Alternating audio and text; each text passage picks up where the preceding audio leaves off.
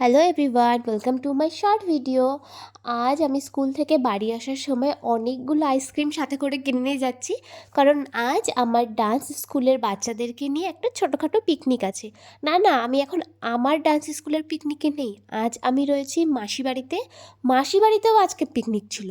সবাইকে নিয়ে ভাই বোনরা রয়েছে, তোমরা দেখতে পাচ্ছ, দিদিরা, কাকিমা, মানে সবাই রয়েছে মাসি বাড়িতে।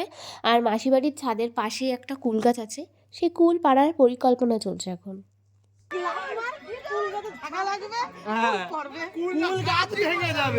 যদি না পারিস পিঙ্কির সাথে নে।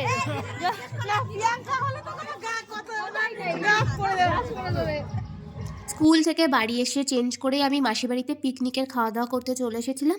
আর মাসি বাড়ি থেকে সবাই আমাকে বলছিল যে বাচ্চাদের সাথে করা পিকনিকটা তুই ক্যান্সেল করে দে, কারণ এখানেও পিকনিক হচ্ছে, ওখানেও করবি, আলাদা হয়ে যাবি আমাদের থেকে।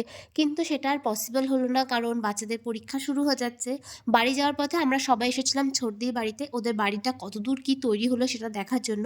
আর ছোটদির বাড়ির ঠিক সামনেই একটা বাড়ি আছে, সেখানে প্রচুর কুল ধরেছিল। পুচু আর বুনু কুল খাওয়ার জন্য পাগল হয়ে গেছে। রিঙ্কি দি ওদেরকে নিয়ে বাধ্য হয়ে সেই বাড়িতে কুল পাড়ার জন্য গেছিল।